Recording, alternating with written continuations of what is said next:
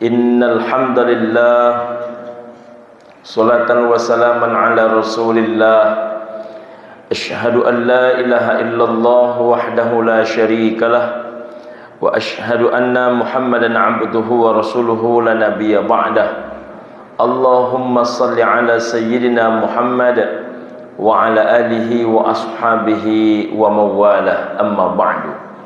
Ibu dan bapa pengurus yang kami hormati, jamaah yang kami sayangi, hadirin wal hadirat, orang tua kami, sahabat sebaya, adik-adik kami, tamu Allah sidang jamaah subuh rahimakumullah, buya-buya yang berhadir yang kita muliakan, mudah-mudahan kita semua senantiasa dimuliakan Allah Subhanahu wa taala. Amin ya rabbal alamin. Pagi ini ibu dan bapak rahimakumullah, kita lanjutkan kajian kita dalam bab keutamaan sedekah pada hadis nomor urut 23 yang pada beberapa waktu yang lalu belum tuntas kita mengkajinya. Bismillahirrahmanirrahim. La hasada illa fisnatin, kata Nabi sallallahu alaihi wasallam.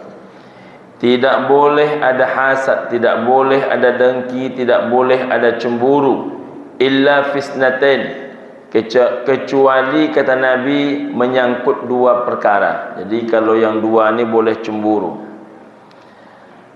Apa yang dua itu ibu dan bapak rahimakumullah? Cemburu yang pertama yang boleh adalah rajulun, cemburu kepada seseorang, atahullahu malan, diberikan kepada seseorang itu harta benda, fasallatahu ala halkatihi fil haqqa, lalu harta benda itu dibelanjakannya di jalan Allah Subhanahu wa taala, dibelanjakannya dengan cara yang benar. Wa rajulun, cemburu yang kedua yang boleh adalah cemburu kepada seseorang, atahullahul hikmah, yang diberikan kepada diri dia hikmah, fahuwa yaqdi biha, lalu hikmah itu dia amalkan, wa yu'allimuha, dan selanjutnya dia ajarkan. Hadis riwayat Imam Bukhari. Ibu dan bapak rahimakumullah, banyak dalam hidup ini ibu dan bapak orang cemburu menengok harta seseorang, cemburu menengok pangkat orang, cemburu menengok golongan orang, cemburu menengok gaji orang, cemburu menengok bini orang, cemburu menengok banyak anak orang, cemburu menengok rumah orang. Ibu dan bapak rahimakumullah, dalam hidup ni kalau kita masih menengok ke atas dalam perihal hidup dan kehidupan ini, maka kita takkan tenang dengan apa yang kita miliki, dan kita akan sibuk mempersoalkan apa yang orang dapatkan. Apakah tak boleh cemburu? Sama sekali boleh, dalam dua hal. Pertama, cemburu bila menengok orang punya harta lalu hartanya dibelanjakan di jalan Allah Subhanahu wa taala. Di tengah-tengah kita ibu dan bapak, kita menemukan orang-orang soleh, orang-orang solehah yang tak gamang mengeluarkan hartanya. Di saat kita kalau punya duit sikit, kemana perginya Pak Ustaz? Ke cincin. Punya duit sikit, kemana perginya? Ke rumah. Punya duit sedikit, kemana perginya? Update perubahan mobil. Dari tipe ini ke tipe itu, tipe itu ke tipe ini, begitulah seterusnya. Berlomba pada hal yang sama ibu dan bapak rahimakumullah, dan takkan pernah ada hentinya. Tapi ada orang ibu dan bapak rahimakumullah, dia berlomba, tapi berlomba mengeluarkan harta itu dibelanjakan di jalan yang benar, jalan Allah Subhanahu wa taala. Harta kita itu ibu dan bapak hanya tiga saja. Pertama, yang kita makan, yang kita minum. Jadi mumpung masih bisa makan, makanlah. Kalau bisa minum, minumlah. Yang seleranya masih mau, hajarlah.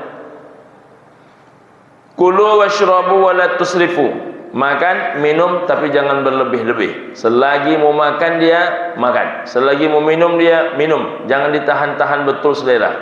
Ini nak membeli sate saja lama mikir. Jangan ditahan-tahan betul selera ini. Selera ini tak ditahan pun akan tertahan dengan sendirinya. Seiring dengan banyak penyakit di badan, maka semakin banyaklah hidup berpantang. Jadi jangan terlalu banyak betul pantangan hidup ini. Yang kedua, rezeki kita itu adalah yang kita pakai. Patut dipakai, pakai. Patut dibeli mobil, beli. Tapi harta kita yang sebenarnya ibu dan bapa, wa mimma razaqnahum yunfikun, yang kita infakkan di jalan Allah. Ibu dan bapa, bila kita dari Masjidil Haram menuju ke ziarah luar, biasanya orang yang berangkat ke tanah suci itu ada namanya ziarah dalam, ada namanya ziarah luar. Kalau ziarah dalam itu ziarah seputar di dalam Masjidil Haram.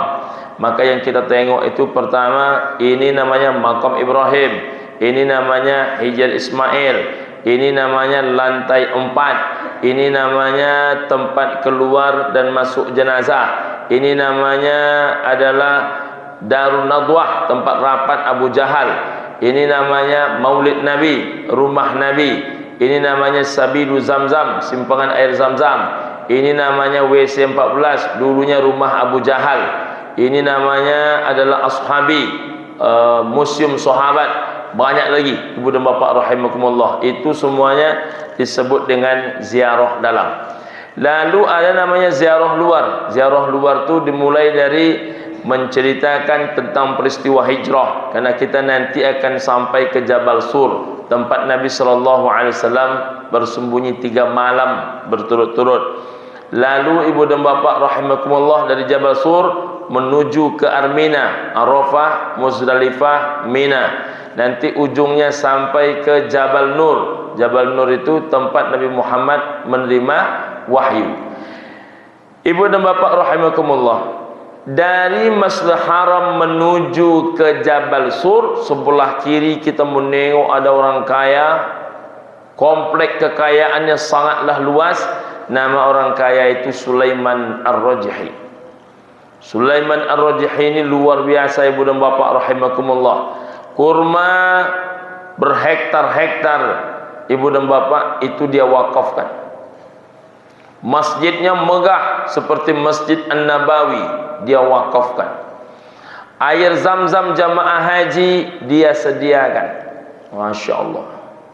Jadi saking dahsyatnya dia bersedekah, sampai urusan air Zam-Zam yang dibawa orang pulang ke tanah air pun dipikirkan dia.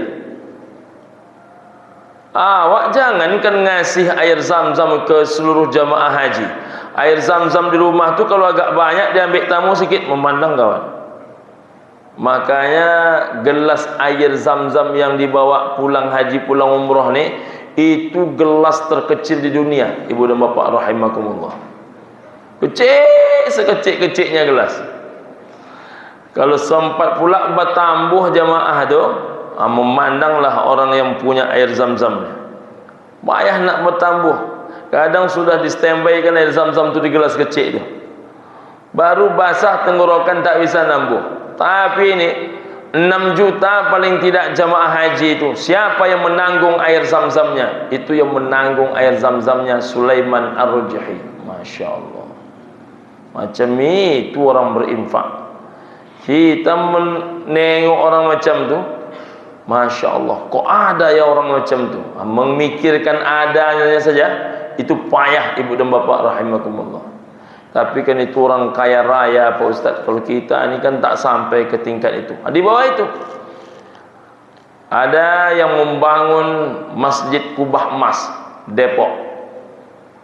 Dulu sebelum ada kita menengok masjid-masjid yang lain, itulah pertama kali di Indonesia kita mendengar orang bangun masjid begitu megah, begitu mewah, Masjid Kubah Emas. Lalu menyusul sekarang banyak masjid dah sudah. Kita ibu dan bapa rahimakumullah, di Pekanbaru ada Masjid Abu Darda.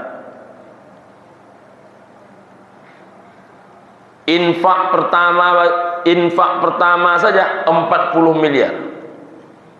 Infak pertama 40 miliar. Bukan 40 yang lain-lain, 40 miliar. Seluruhnya ditanggung pribadi, tak berlaku kota infak. Masya Allah. Ibu dan bapa rahimakumullah. Lalu ada yang bilang, Pak Haji itu kan Pak Ustaz banyak hartanya. Rupanya beliau mendapatkan harta yang banyak itu setelah beliau juga rajin mengeluarkan. Semakin rajin mengeluarkan, semakin kuat Allah rajinnya memberikan. Ya bani Adam, nafkahkan hartamu. Unfik alaika, aku kata Allah yang akan menafkahimu. Ada lagi Masjid As-Sajadah, Jalan Kubang Raya, Pak Haji Idrus. Ada lagi Masjid Rahmatullah, Jalan Garuda, Mbak Titik dan keluarga. Banyak lagi masjid-masjid lain yang sekarang alhamdulillah dalam masjid yang kecil, musola kecil sudah mulai tumbuh di Pekanbaru. Orang-orang yang mau menyisihkan hartanya menjadi penolong badannya di hadapan Allah Subhanahu wa taala. Orang macam ini cemburu kita. Bagaimana kita takkan cemburu? Naik kita ke Masjid Al-Hakim Tapilawi itu, baru mulai nginjak karpetnya, Masya Allah, karpetnya lembutnya lagi ya Rob. Kalau macam ini Pak Haji ini menyiapkan karpet tamu-tamumu yang datang ke rumahmu, kalau besok dia masuk syurga, itu kalau orang cemburu. Macam mana engkau siapkan karpet untuknya di dalam syurga untuknya? Masya Allah. Kalau menengok semangat sedekah kita ngasih karpet, agak-agaknya karpet kita dalam syurga macam mana bentuknya? Lalu kita bandingkan dengan karpet beliau yang mempersiapkan Masjid Al-Hakim. Disitulah munculnya cemburu.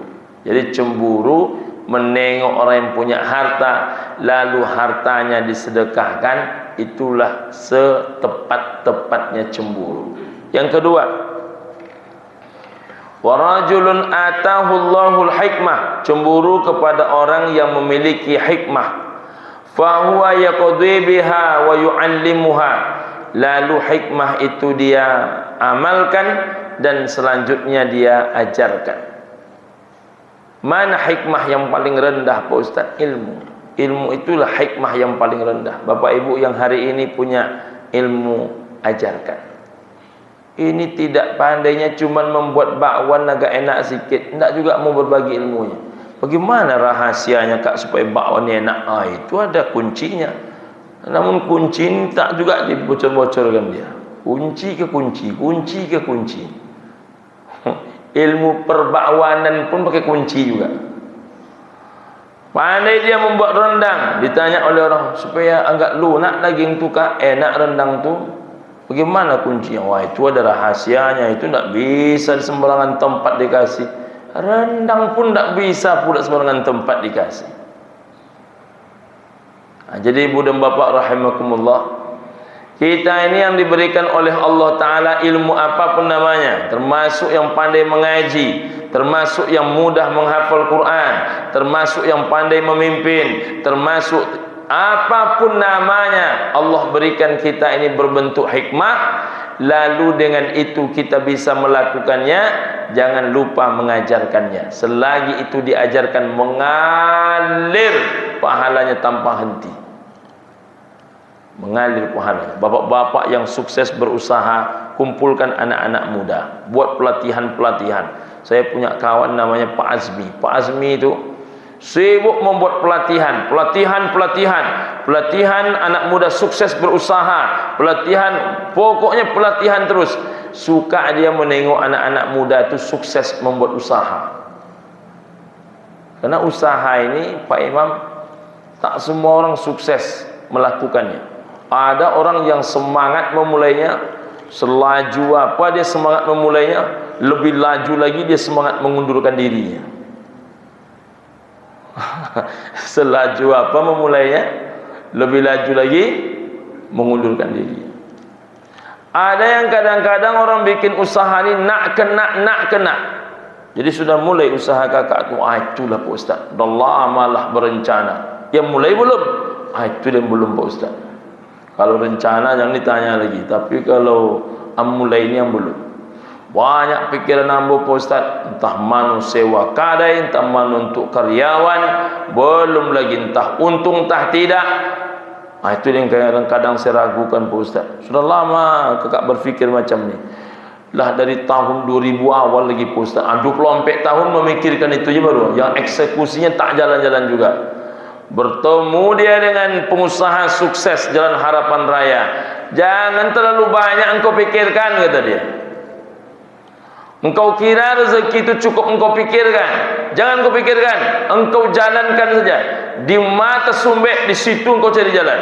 Rupanya pengusaha Harapan Raya ni main ilmunya sikit ya. Di mata sumbek, di situ dipikirkan. Ikolah 24 tahun berfikir baru. Jadi ibu dan bapa rahimakumullah, terbukalah jalan. Terbukalah jalan. Akhirnya berhasil. Makanya dalam dunia usaha ni jangan terlalu banyak mikir-mikir. Makanya banyak orang-orang pintar belum tentu berhasil buka usaha. Karena orang-orang pintar ni kalau buka usaha banyak betul yang dipikir. Konsep ini, konsep itu, konsep ini, konsep itu. Tunggu dulu, kita pikirkan dulu. Kita petakan dulu. Kita mapping dulu. Habis waktu oleh mapping ke mapping, mapping ke mapping. Orang jalan juga. Nah, bertemu dia dengan ibu dan bapa. Bapa ibu berikan dia motivasi. Berubah cara berfikir dia. Maka insya Allah mengalir pahalanya. Orang macam itu cemburulah kita menengok dia. Baik, kita lanjutkan. Innallaha aqwa makhtassahum bin ni'ami. Sesungguhnya Allah Subhanahu wa taala memilih beberapa kaum di antara banyak manusia bin ni'ami, dengan begitu banyaknya nikmat, limanafi'al ibadah, yang mana nikmat itu bermanfaat untuk banyak hamba-hamba Allah. Jadi kita ni, di antara kita banyak ni, ada yang Allah pilih untuk mendapatkan banyak nikmat, yang nikmat itu bisa bermanfaat untuk orang banyak. Siapa contohnya Pak Ustaz? Polisi. Siapa contohnya Pak Ustaz? Hakim. Siapa contohnya? Jaksa. Siapa contohnya? Anggota dewan. Siapa contohnya ibu dan bapa rahimakumullah? Pengurus masjid. Siapa contohnya? Pak RW. Siapa contohnya lagi Pak Ustaz? Dosen. Siapa contohnya? Ulama. Siapapun yang Allah berikan dia nikmat, lalu dengan nikmat itu muncul manfaat untuk orang banyak, maka dialah orang yang dimaksud. Akan tetapi ibu dan bapa rahimakumullah, di antara orang-orang yang mendapatkan banyak nikmat itu, yukirruhum fiha ma badaluha.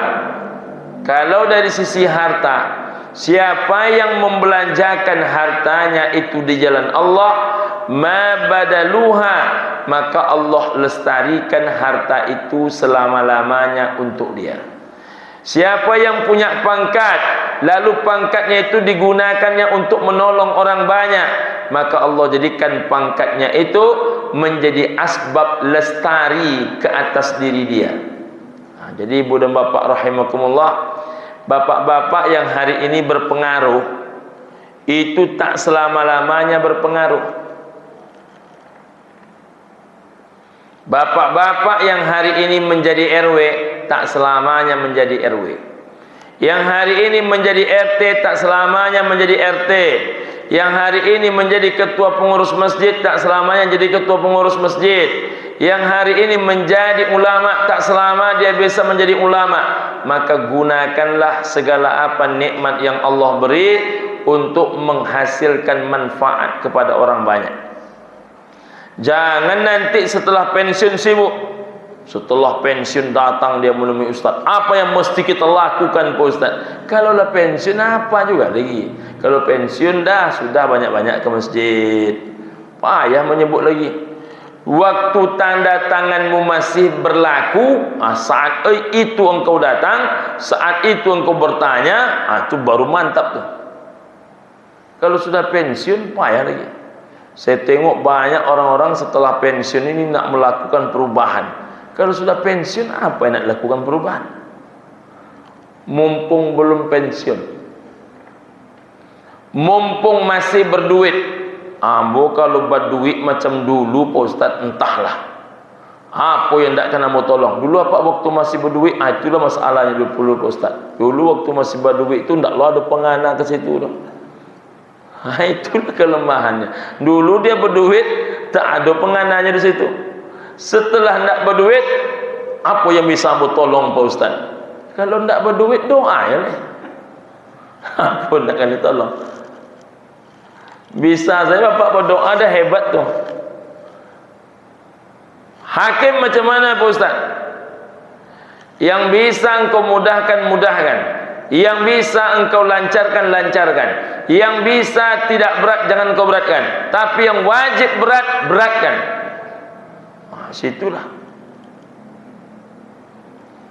Jangan memberatkan karena sesuatu, jangan meringankan karena sesuatu.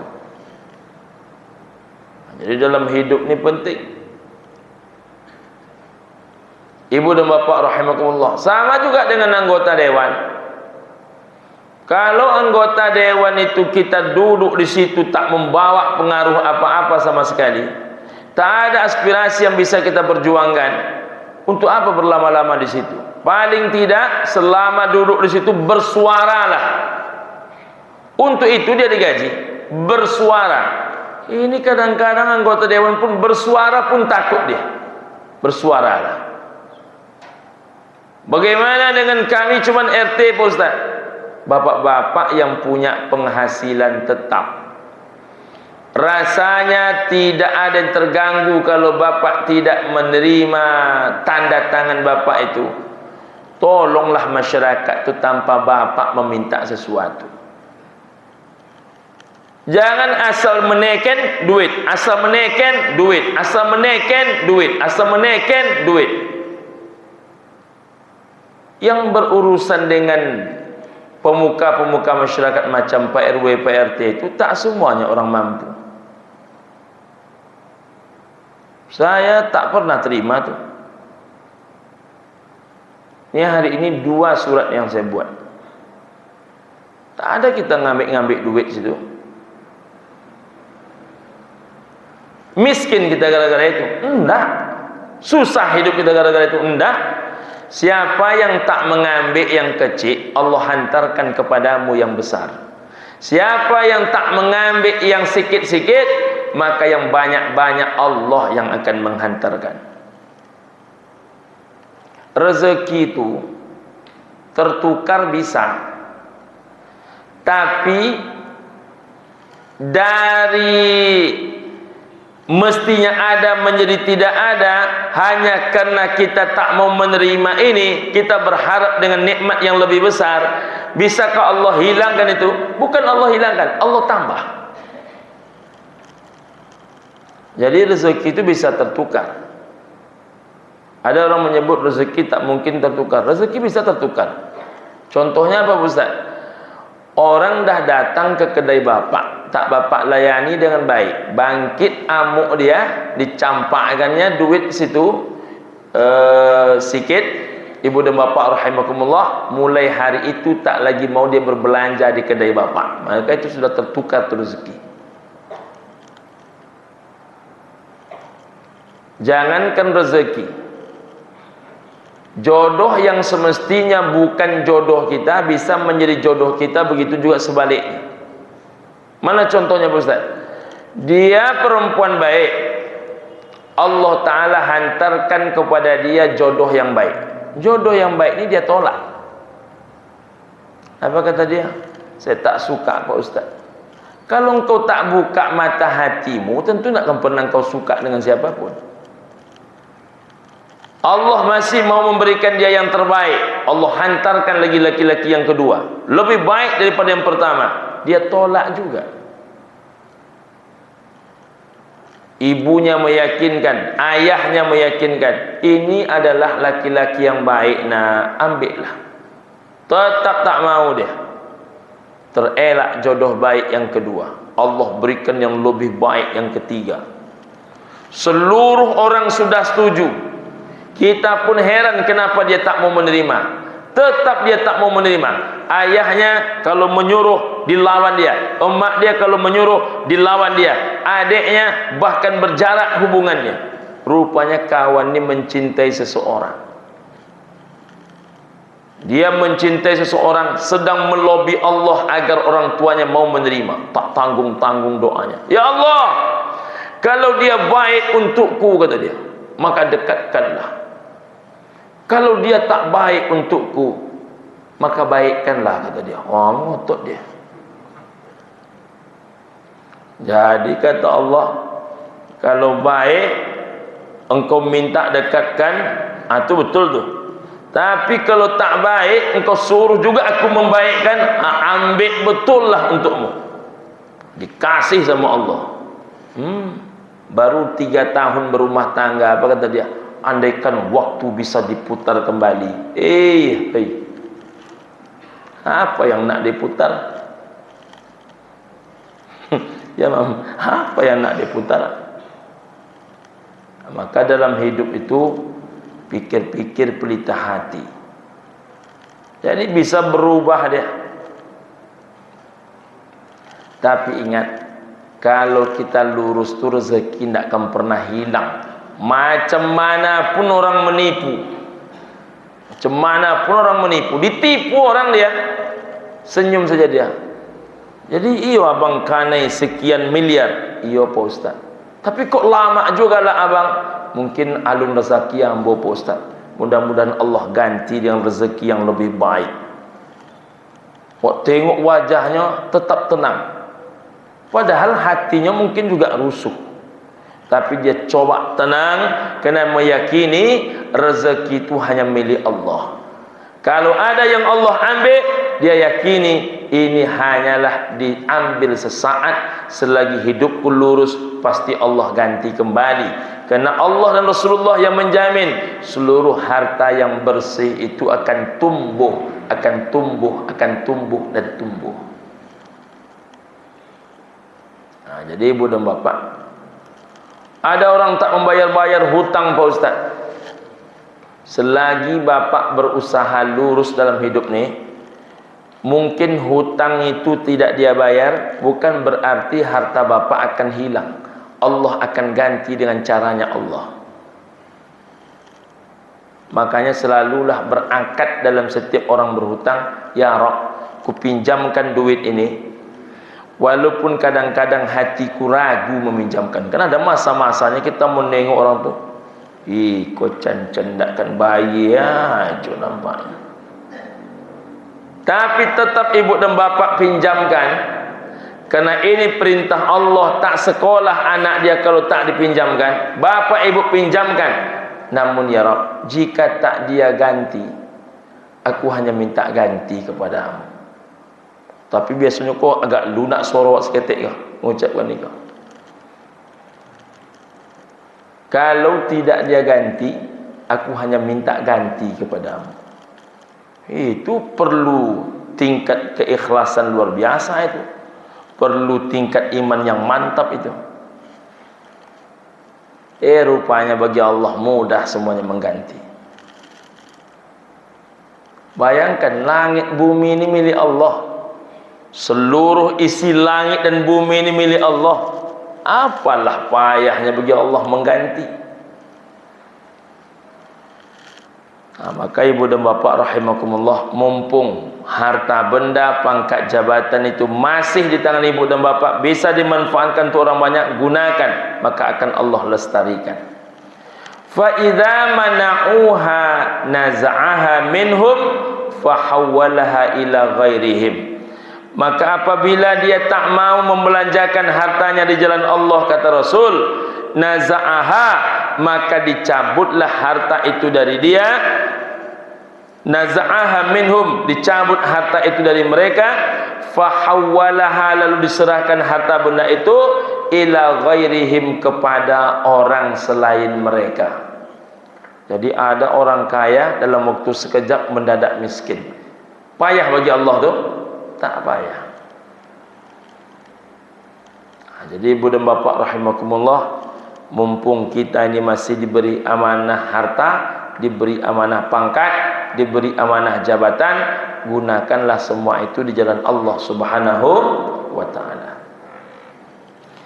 An Abi Dzar, dari Abi Dzar, anna nasan min ashabin nabiy sallallahu alaihi wasallam qalu lin nabi, banyak di antara manusia, kata Abi Dzar, di kalangan para sahabat Nabi sallallahu alaihi wasallam, qalu, mereka berkata, lin nabiyyi, ke atas Nabi sallallahu alaihi wasallam. Apa kata mereka? Ya Rasulullah, wahai Rasulullah, zahaba ahlud dusur bil ujur, sungguh beruntung orang yang punya banyak harta. Mengapa demikian? Balasan pahala mereka banyak. Kenapa?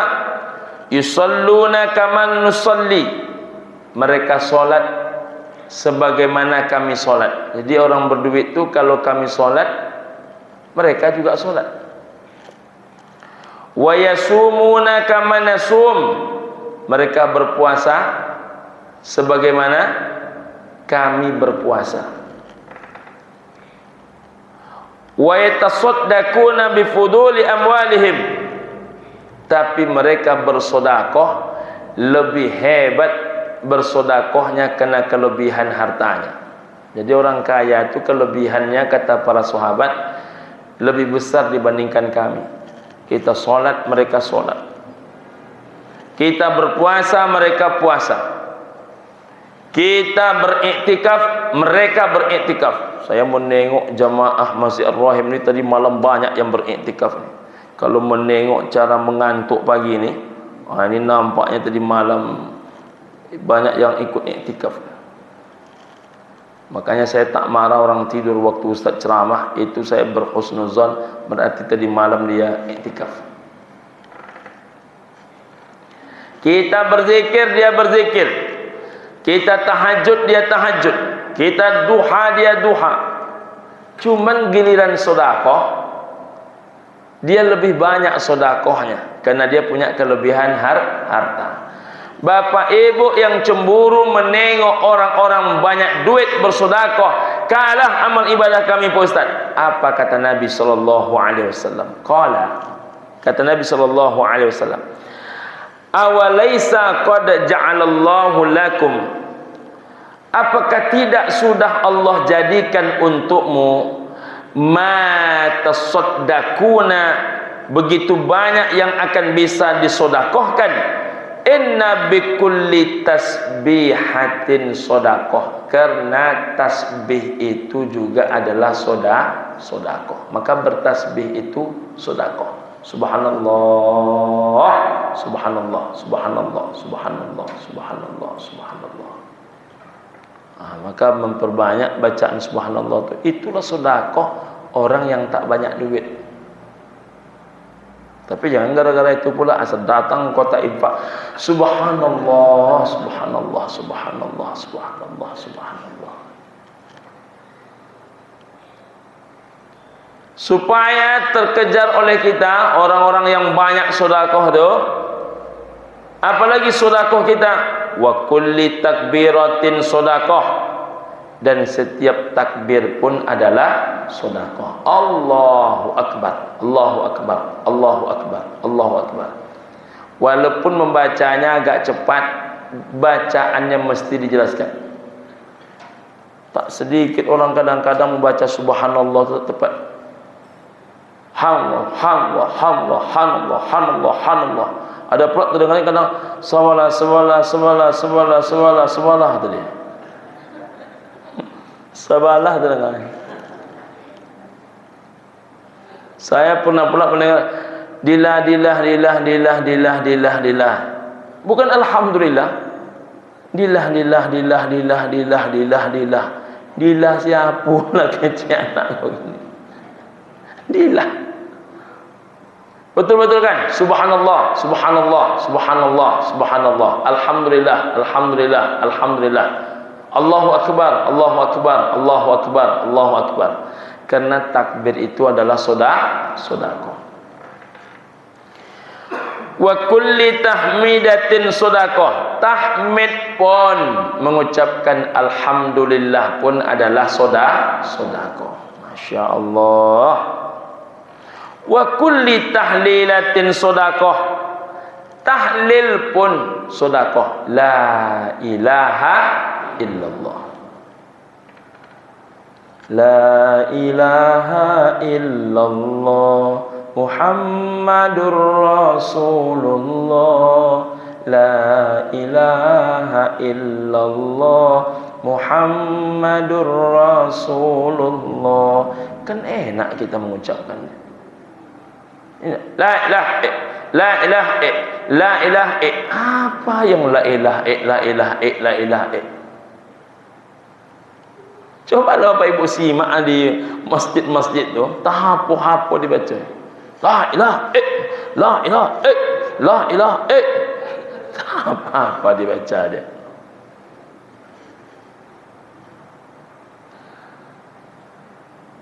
Memutus ha dari ilaha itu saja salah, apalagi la ilaha la ilaha betul-betul kan? Karena la ilaha illallah pun itu adalah sedekah. Kemudian wamrum bil ma'rufi sedekah, mengajak orang berbuat baik sedekah, mengajak orang ke masjid sedekah, ibu-ibu mengajak orang hadir pengajian majelis taklim sedekah. Ibu-ibu yang mohon maaf ditunjuk jadi pengurus majelis taklim, walaupun duit tak banyak, ibu menghalo-halokan ibu-ibu di rumah tu, itu sedekah. Makanya saya kalau mendengar ibu-ibu ni mengumumkan merinding saya. Kepada ibu-ibu yang masih berada di rumah atau dalam perjalanan, bayangkan tuh, yang di rumah dipanggilnya, sampai yang di jalan, Ustaz kita telah datang, mohon dipercepat jalannya. Dah 5 menit tak juga datang jemaah. Sekali lagi kami sampai. Dah puas ibu tu, sekali lagi. Pokoknya selalu mengumumkan, kata kuncinya sekali lagi. Dah selama wak duduklah berkali-kali dah. Tetap juga sekali lagi. Makanya saya ni selalu biasanya kalau ibu-ibu mengundang, saya bilang jam berapa mulainya bu? Pokoknya habis asar mulai. Asar sekarang jam 3.40 bu. Pokoknya habis asar kita mulai Pak Ustaz. Tetap saya wanti-wanti balik. Biasanya Ustaz tu ceramah jam berapa? Yo paling lambat jam 4:30. Itu jauh jaraknya tu. Bagi mereka yang santai itu mungkin tak lama.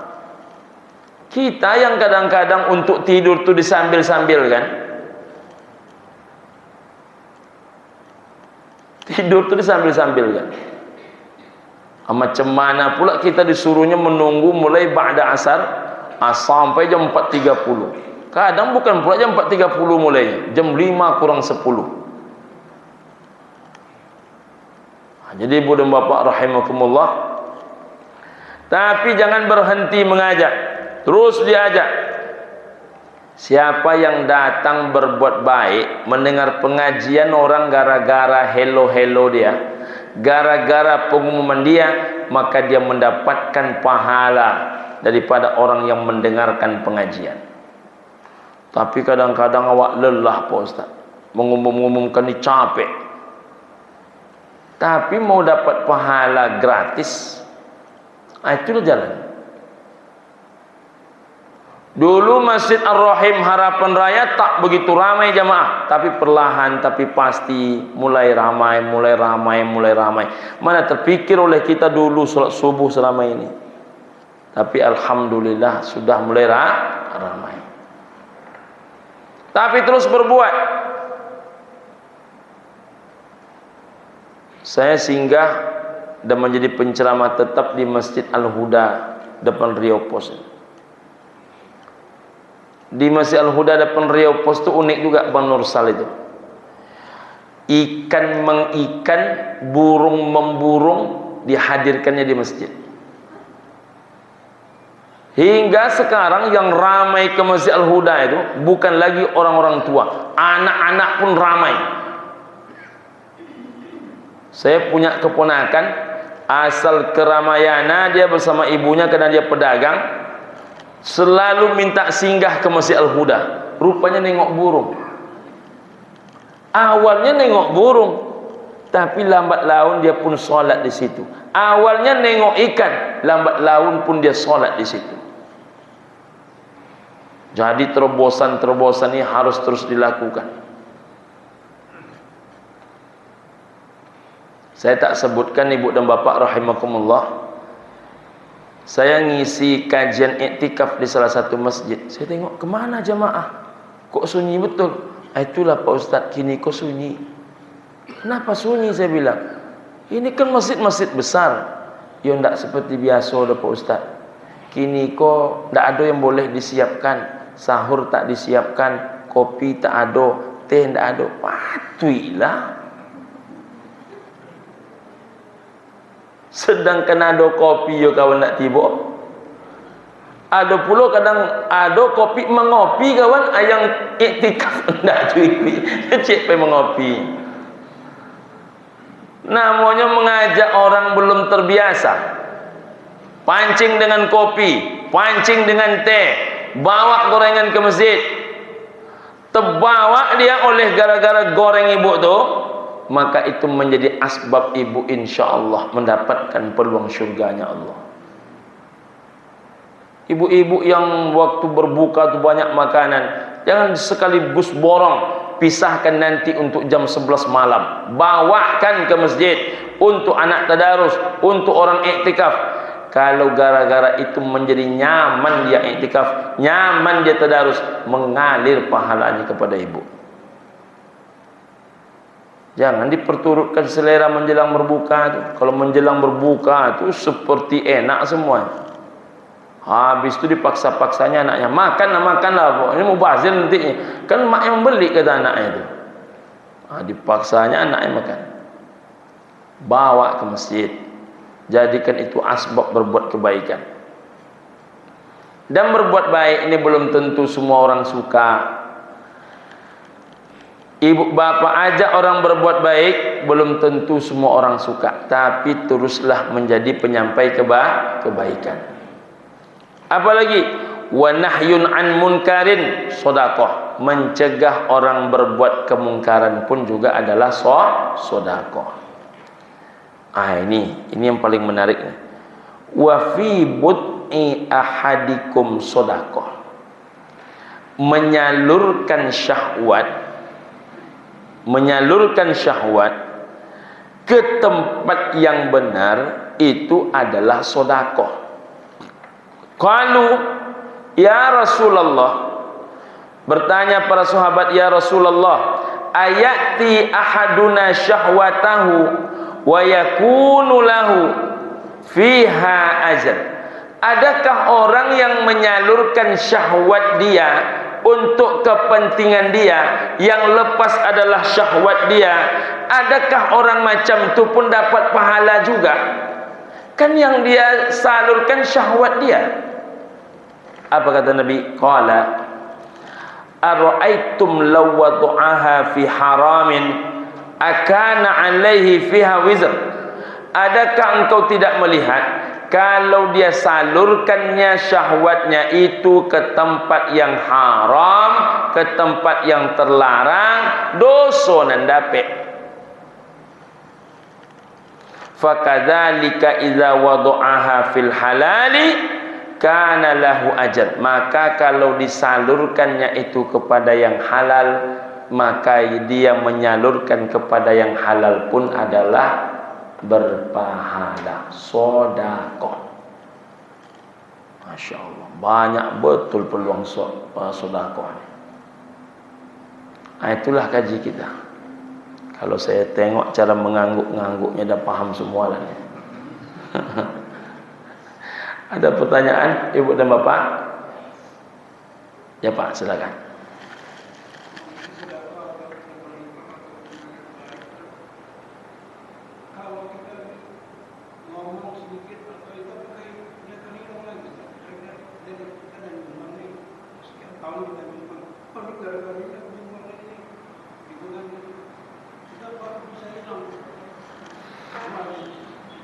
Bolehkah kita mengumumkan apa yang kita berikan? Kata kunci sebetulnya adalah ketika hati bergetar apa tidak bergetar. Contoh, mana yang lebih besar pahalanya Pak Ustadz? Orang yang sodakoh terang-terangan dengan orang yang sodakoh sembunyi-sembunyi. Menurut sebahagian orang lebih besar pahala sodakoh sembunyi-sembunyi. Tapi jika Bapak menjelaskan untuk menghilangkan fitnah, boleh Bapak terang-terangkan. Contoh, siapa yang nak memberikan sumbangan untuk karpet masjid? Menunjuk dia, saya. Kenapa dia angkat tangan? Karena dia ketua masjid. Kenapa dia angkat tangan? Karena dia RW. Kenapa dia angkat tangan? Karena dia RT. Kenapa dia angkat tangan? Karena orang paling kaya di kampung itu dia. Kalau sempat namanya tak ada, apa kata orang? Iko kayo nan lain. Badoso orang gara-gara awak. Kalau itu termasuk mengena ke diri ibu dan bapak, maka silahkan umumkan saja. Pak Ustadz, kalau di tempat Pak Ustadz macam mana? Saya tulis nama. Kenapa Pak Ustadz tulis nama? Karena saya RT-nya di situ. Ketua pembina masjid saya, ketua penasihat masjid saya. Kalau sempat pula yang ketua-ketua ini tak ikut, jangan sampai bersalah orang karena nama kita tak nampak. Jadi boleh diterangkan. Yang kedua, bolehkah menyebut? Kalau menyebut itu, saya kalau tujuannya ini saya ikut, kalau tujuannya ini saya tak ikut. Itu menunjukkan prinsip boleh. Tapi kalau Bapak menyebut-nyebut apa yang telah Bapak berikan, saya dulu yang memberi ini pertama kali. Kalau tidak saya mulai dulu entah jadi masjid entah tidak. Itu namanya ria'an nas. Ria kena manusia. Arok kapuji orang. Mengapa punya sabik-sabik? Karena agak kurang dipakai gini. Kalau tidak ambo dulu kata dia. Bapak-bapak yang hidup zaman dulu itu beruntung. Kenapa beruntung? Bapak ialah yang mengawali perbuatan baik. Orang sekarang hanya tinggal melanjutkan. Tak usahlah bapak sebut-sebut. Tidak usahlah bapak kenang-kenangkan orang. Kalau dulu, ini kata bukan untuk menyombongkan diri, itu sombong namanya itu. Jangan disebut-sebut, jangan disebut-sebut. Itu Pak ya.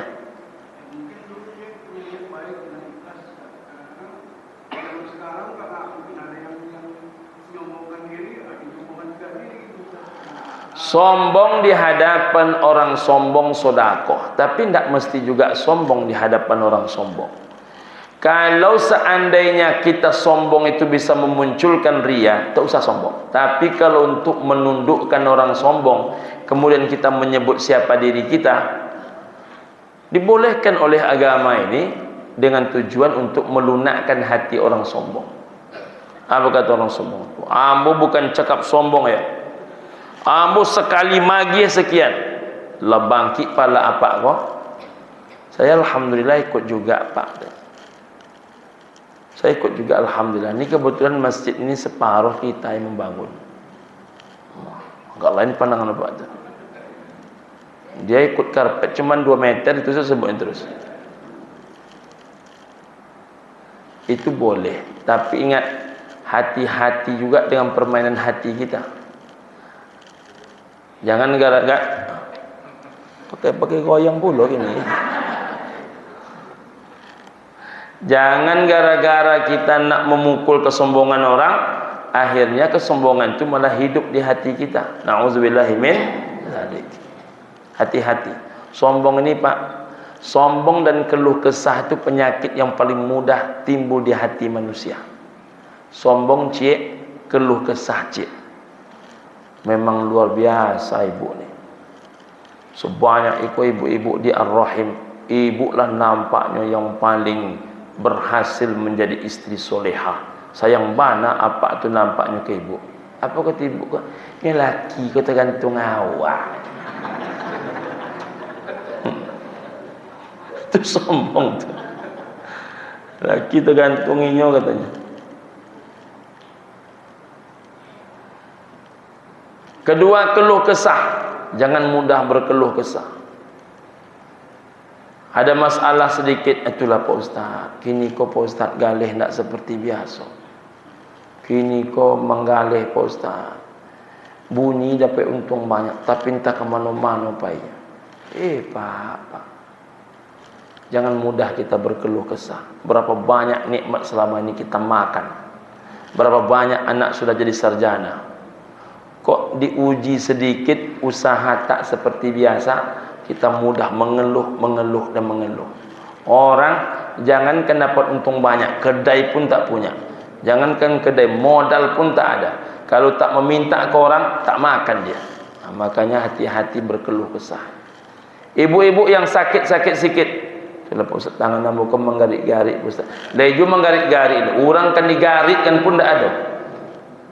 Jadi duit kau jangan banyak berkeluh kesah. Bapak ibu ni dah luar biasa nikmat Allah Ta'ala ni. Bisa datang ke masjid. Orang Pak sampai mati tak ke masjid? Sampai mati.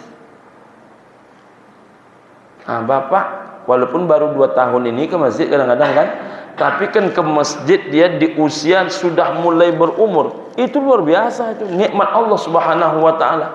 Orang sampai mati tak menempuh masjid. Enggak tu. Jadi bapak ibu yang mau datang ke masjid ni, alhamdulillah. Yang pula ibu sebut, kalau ndak kami ke masjid, ndak ada orang ke masjid. Yo ibu lah ke masjid, siapa lah? Siapa lah tunggu lah. Ibu bapak kalau ke masjid. Lain lo orang siko, Ustaz, kami lah yang ke masjid. Kalau ndak kami ke masjid nampak sunyi, tentu iya. Memang ke masjid kan bapak ibu. Nak lo ke masjid, tentu siapa lo ke masjid? Itu, ya Pak ya. Baik. Itulah yang dapat disampaikan ibu dan bapak rahimakumullah. Mudah-mudahan Allah Subhanahu wa Ta'ala mencurahkan segala yang baik-baik kepada kita. Amin ya rabbal alamin. Billahi taufiq wal hidayah wal ridha minal inayah. Assalamualaikum warahmatullahi wabarakatuh.